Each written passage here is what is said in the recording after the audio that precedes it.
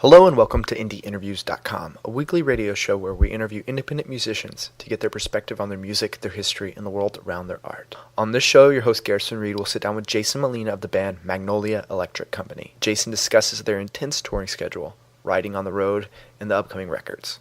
To take that song out and play it for people and see how it evolves. And so I think it's great to see a song, changing right out from under itself. Their upcoming EP, Hard to Love a Man, is the band's third release in 2005. In addition, they have also toured 8 months this year. The solid team of musicians have a powerful stage presence, which is matched beautifully on their records. Here's a snippet of Doing Something Wrong from the upcoming EP, Hard to Love a Man. I have got my shit together, and I am ready to go. Oh, but the way I've been acting, oh, but the way I've been acting, I'd have to be lucky.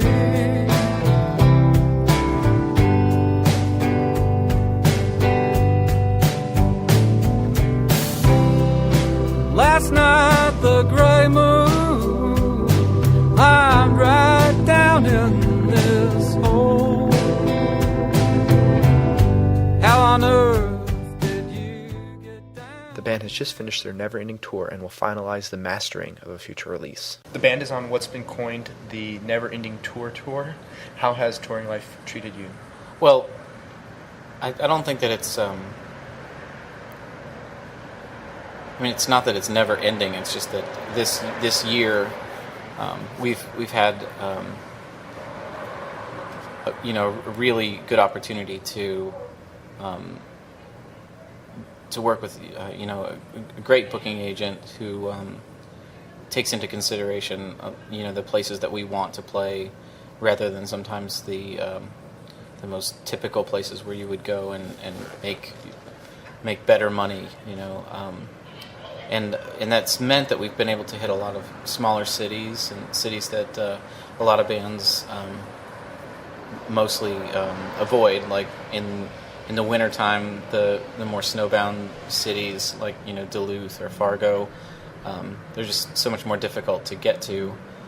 But since we're in the Midwest, made it a point to go up there and do a lot of shows this winter, and in the summer, same thing, which is part of the reason why we're doing Texas, is because hitting smaller cities in Texas as a touring band is almost unheard of. Yeah. So it's been a really nice tour. It was just now that bands are starting to touch on these cities like Marfa. Right. I think bands. Once you realize that you can survive a string of shows where you lose a lot of money, but you can still go on and finish a tour, you see that you can still hit those places. You don't have to skip them just because they don't they don't have a gold star on the map as a guaranteed great show on a Tuesday night. Yeah. Some of the smaller cities, you just can't get people to come out unless it's Friday or Saturday night. Do you have much time to do writing on the road? Well, I write every day. With being on the road this long, this tour, I haven't had time to be at home really and put a lot of songs into like a finished form. But I have a lot of good songs started. I think things that can turn into really interesting songs for the next record. The band regularly covers Werewolves of London. What influence has Warren Zevon had on you?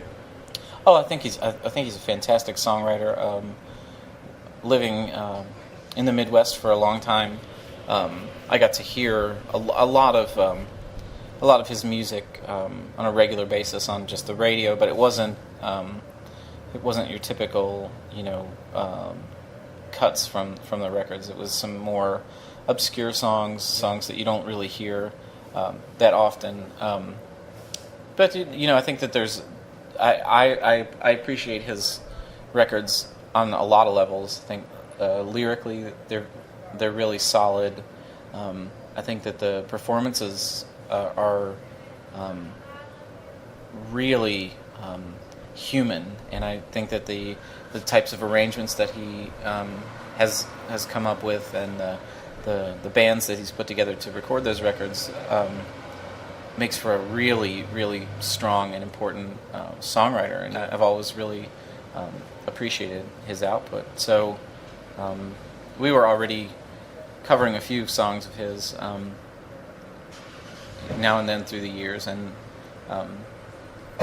it was just he died when we were on tour already doing some of these songs, and we went ahead and just recorded a couple songs, and not knowing what to do with them, but we did finally get around to releasing one of those songs this year. The record is called What Comes After the Blues, and yet there's a song that you play often under that title. It's not on the record. What is the reason behind its absence? Well, I'm hoping to put that song on the next record. I always like to have some references to the record coming up in the record, in the previous record. So I don't think that it's going to be a song that mightily encapsulates the feeling of the record that just came out, What Comes After the Blues. But part of the cycle of songs that we have been touring with, and these new songs that we just recorded on the new record with Albini, are songs that they're come from. They've been written on the road. They've been written on this long series of touring, and I would say that if anything, it's a hint at this next record, which we're really excited about. The gap between record and the live show has seemed to broaden with this record. Was there hesitation in that decision? You mean the gap? I mean the time that it took to put out the record? Or No, like in the sense that this is more polished than maybe it is performed? I don't think that I wouldn't call the recordings really polished. I would just say that if anything, the new recordings, the last several records actually that we've been able to do at Electrical Audio are, I think they're fantastic documents of this band and the way that we interact and perform. And we're not trying to entertain when we're playing a song live or in the studio, but we're trying to put the strongest elements of the individual playing forward, and I think that when that all works together, it anchors the lyrics, and then in the end you get a song. Yeah. And I think that, but I wouldn't call any of it really polished, because I think at the point when it becomes polished is when you're physically going back and changing the live recording or the live performance somehow. After finding out how you've been using me, at least the dark don't hide it. At least the dark don't hide it. At least the dark don't hide it. At least the dark don't hide it.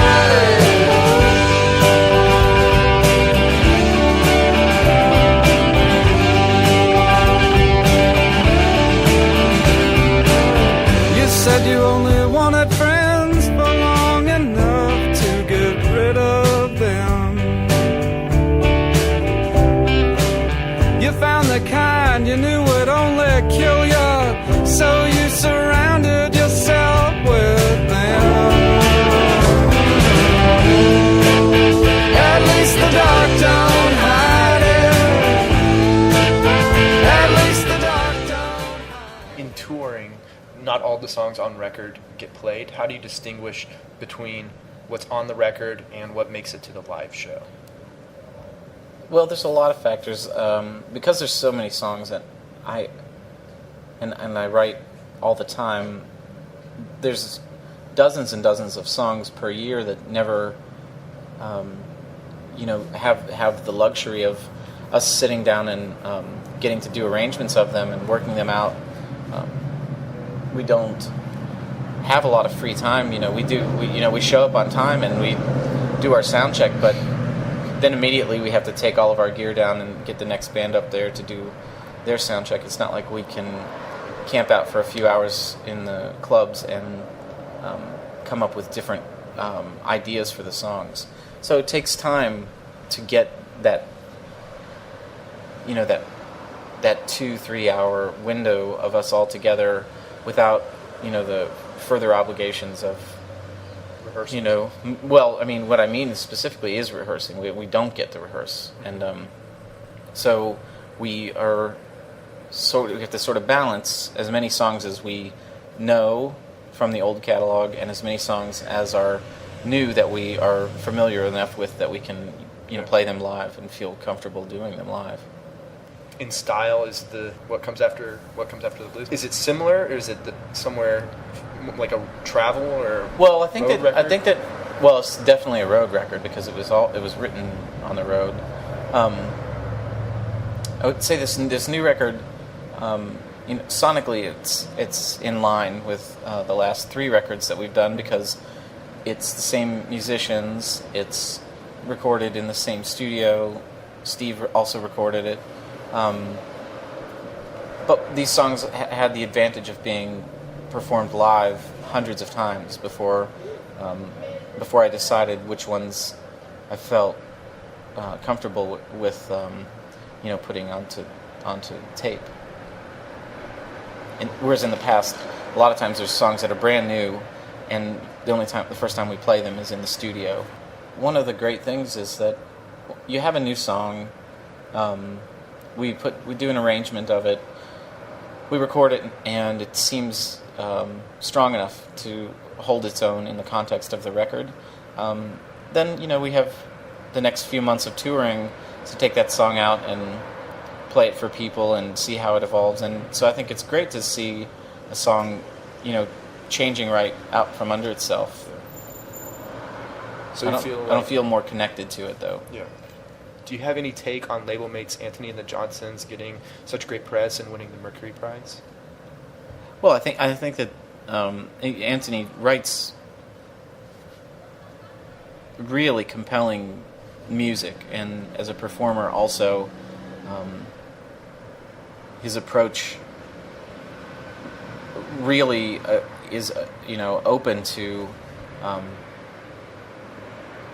the entertainment side of a person up there delivering their songs. I think it's really different than what I try to do every night, which is I'm just trying to, in the same way that in the studio, I'm trying to document those songs being played live on a stage. The same thing is the case, only it's the audience member standing there listening in the room with us that I'm hoping is taking down what we're doing, Yeah.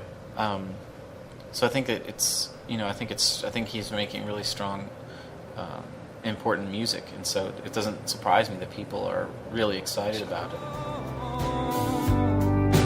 I must be doing something wrong.